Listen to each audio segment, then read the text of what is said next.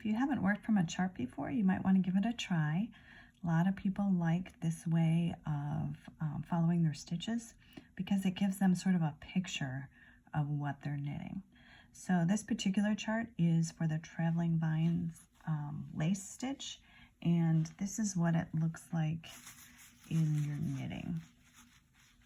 So you can see that there is eyelets that are moving across, and you can also see there's decreases that are winding their way through. So this particular chart is written particularly if you're going in the round. So you can see that all the numbers for each round are on the right hand side. If this were a chart particularly for going back and forth, so you know, right side and the wrong side, you'll see that they'll put 1 over here and then 2 over there and 3 and 4. The chart would be the same, but it just helps you decide which direction you're going. But when you're in the round, you've always got the right side or the outside, the public side facing you. So you start every round from the right hand side.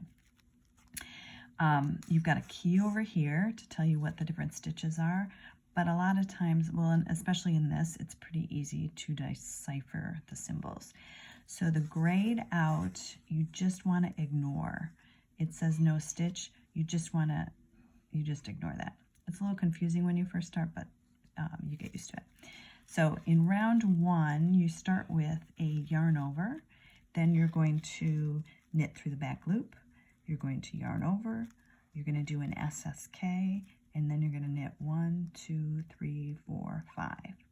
Sometimes what people do is when they have a long string of knit stitches, in the first one they might go through and they might just write a 5 in there so that they know that they've got 5 knit stitches. Up here they would have 4. In this particular group chart, there's not that long a stretch, but if that helps you, you can add that on there. So the other thing to note is that an SSK is a decrease that leans left naturally, and knit 2 together leans right. So the left leaning decrease is your SSK, and then these are all knit 2 togethers up here. So you would repeat that. That's an 8-stitch repeat, so that you would repeat that over and over and over in the round. I would also recommend that you put a stitch marker here and a stitch marker there so that you know when you come to the end that you're still on track and that you haven't messed up anywhere. If you get to the end and you're supposed to knit 5 and you only have 4 stitches, you know there's a problem. So you can go back and correct it right away. So in the next round, you would knit 3, ignore that. So you'd knit 3, do SSK.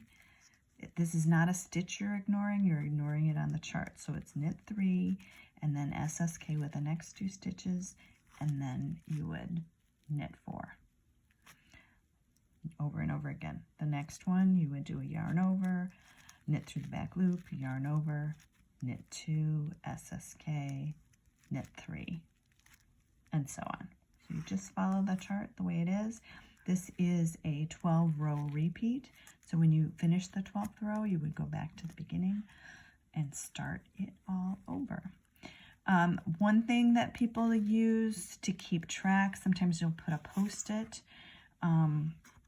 This is a card, but if I had a post-it, you could put a post-it on top, so you're just looking at the row that you're working on and move it up. I like this. Sometimes people put a post-it below and work up, but I like this because you can see what's actually on your needles because you've done those rows, so you can see them below. So I would go this way. There's also highlighter tape that people use that you can just put on, and it comes off real easily, so you can move that up. So those are my tips for working with a chart.